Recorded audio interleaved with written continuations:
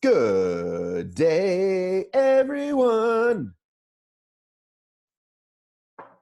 Hey, everybody, it's Monday morning, and as you know, there's going to be plenty of High Rocks content coming this week. Got a lot of interviews there. I talked to a lot of athletes. I've since talked to Josh. I've since talked to Jack Bauer. But first, you've probably already heard, you saw the headline, Tough Mudder U.K. back in the office as of this morning. They will have tickets on sale later this week, and this is good news for the U.S. and the rest of the countries. Read the article very quickly, and then watch this interview with former CEO Kyle McLaughlin and current leader Giles from the UK. Away we go. Good morning. Good afternoon here from the UK. Just almost our bedtime, in fact. Kyle, have you gotten a flat over there? Yes, I do. I'm a permanent resident in an Airbnb over here at the moment. But he called me last night. He said, Giles, can you recommend a dingy pub where I can have a warm ale and some dinner? And I was at a loss, but he's living the dream. At a loss? That's what you're known for. What, me personally? The UK. Giles eats a steady diet of curry. Are you married to an Indian person? I'm not. No, I'm not. But I think regardless of who I was married to, I'd probably get chastised for my diet. Okay. So we just posted some very good news. The lights are back on in the UK. Lights are back on. Team is back to work. Everybody walked back in the door this morning, and we are diligently working at getting the engines fired back up over here. So you said it looks like London West is a go. Can you tell me more about that? That's the first event of the year. First full Tough Mudder weekend of the year. We have a Tough Mudder City event in Finsbury Park in April. Oh, now I have to correct my website. That's all right. That's all right. We'll give you a pass this one time. But the Tough Mudder calendar over here in the UK and Germany is expected to proceed largely as planned. Obviously, we're still digging out from the last couple of weeks, but we're not expecting any interruptions to the calendar. Tell me about what's the 5K event? It's our new Tough Mudder City events. We've got 3 events. They're city center, 5K, 10K.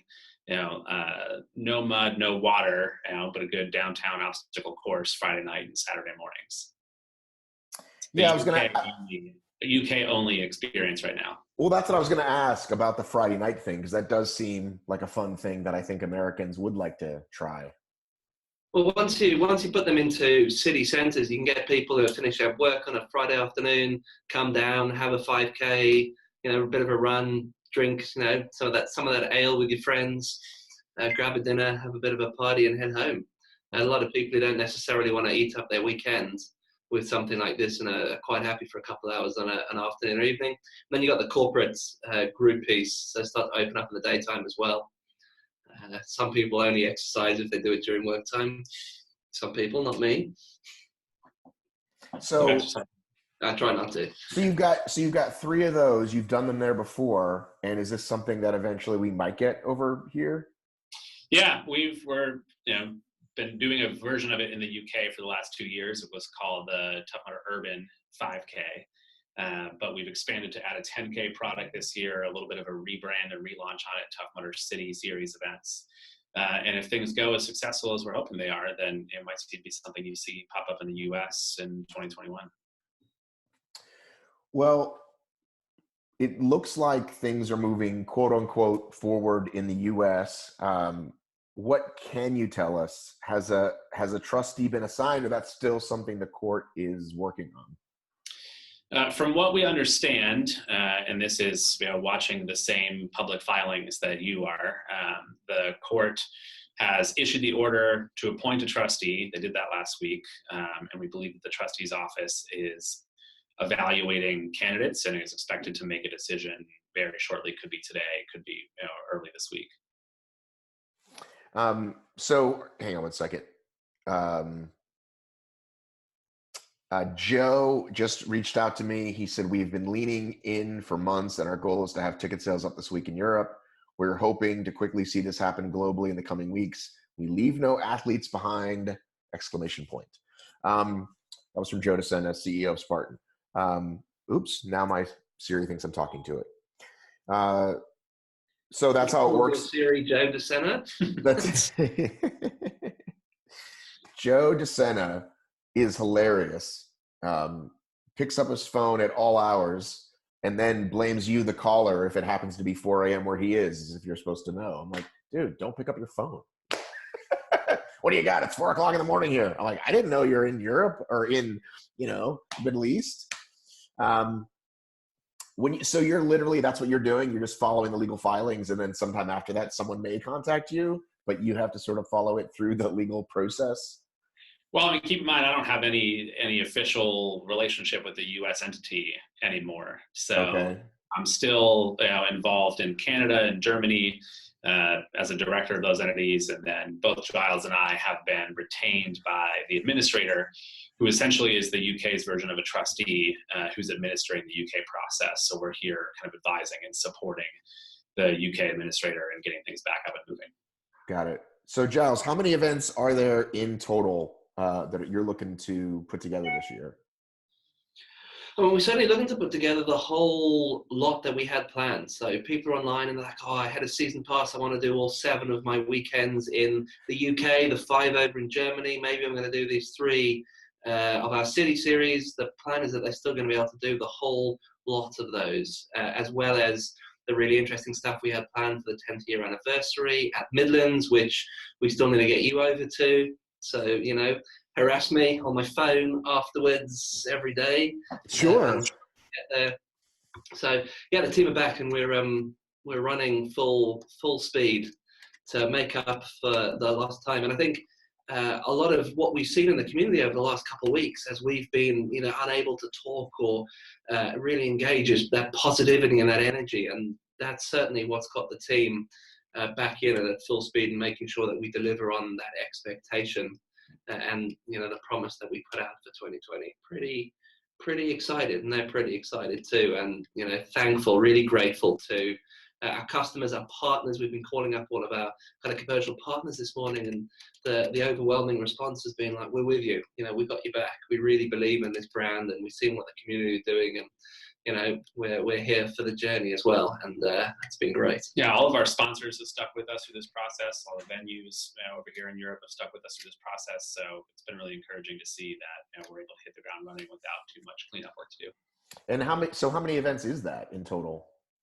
So there are 12 full Tough Mudder weekends here in Europe. 7 in the UK, 5 in Germany, and then 3 of these new City Series events. Okay. Plus our licensed partners in Ireland and Italy and others. Right. So Ireland never went offline, right? Yeah, all of our licensed partners, so everything except for US, Canada, Germany, and the UK have been relatively unimpacted by the proceedings. They're still selling tickets. Singapore launched a couple weeks ago, had a great launch. They sold, I think, close to 1,700 tickets in their first 2 days. So we're kicking over there in Southeast Asia right now. But yeah, the licensed partners have not been impacted largely by this situation. Well, I think most of us, including me, weren't even exactly sure how it all sort of connected. And I guess many of us, it runs invisibly behind the scenes. We don't even think it matters. But then these legal things started to happen and people are like, well, how come I can buy this and not buy this? And it's just, unfortunately, sort of a mess. Yeah, we agree. That's fair. That's fair. Yes, it is. Like, it doesn't make sense that I can go to Ireland, but I can't go to London West, right? Like, it was like, what? But that's what happens with different continents and different countries who have different laws. That was well said. That was well said. Giles, what was your background before this? I've never done a full interview with you. Did you have a sporting background or an event background? I spent a little bit of time in the events world, Olympic Games, stuff like that. And then before that, I was working the outdoors, canoeing, kayaking, residential centers, all the fun stuff. What's a residential center? School children maybe must have them in the US. Several hundred of them appear on like a big outdoor area, and you've got accommodation for them. They kind of sleep there, and then it's just a riot of running around and We would call cycling it in the woods. camp in the U.S. Ah, okay, camp. Okay. We call them residential centers here, which sounds like a prison. You know? It sounds like where you keep old people. Yeah. We like to make things sound, potentially more interesting than they might be over here. It makes us feel sophisticated.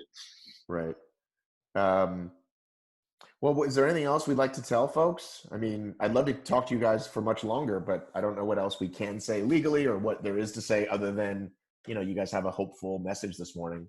Yeah, so I mean, the quick thing in the process is that we're doing a process over here which is called administration. It's kind of similar to how the U.S. Chapter 11 process works, but much faster in the U.K.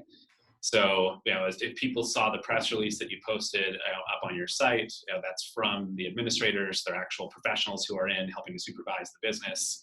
And they're in, basically running a very expedited sale process to be able to, complete the transaction of the business, and then we'll be, operating in normal course right after that. And this would not have been possible without Joe and the team from Spartan, who funded our ability to do this, and out of their own kind of generosity and belief in the Tough Mudder team and the Tough Mudder brand, put up the funding needed to facilitate our operations during this administration process and get the team back to work. So we're really grateful to Joe and the Spartan team for their support on that front.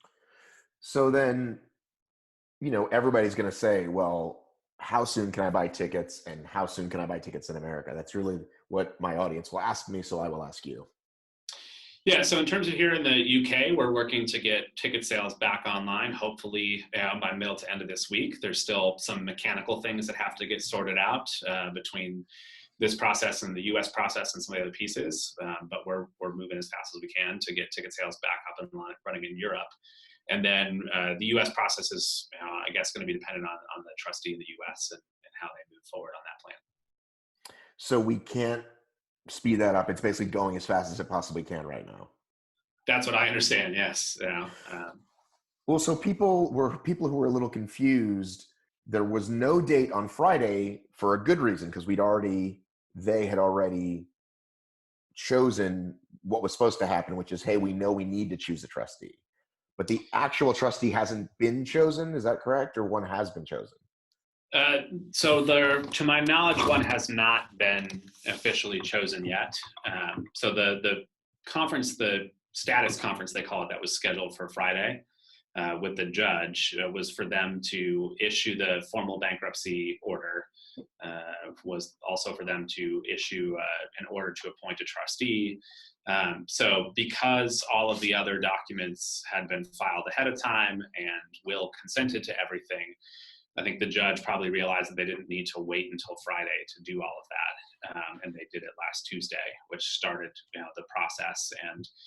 And basically their order says, I'm ordering that a trustee be appointed, but there's a specific office in the Department of Justice that picks and appoints trustees. And they then started whatever process they do to pick through their pool of people and select the appropriate one. And from what we've heard, we would see it, I think, online in the filings if a trustee was named. So. Okay. And so maybe that was it right there. Maybe. And so I think some people also ask, where is Mr. Dean in this process? Is he not affiliated with the company anymore? Is there, are we allowed to speak on where that is?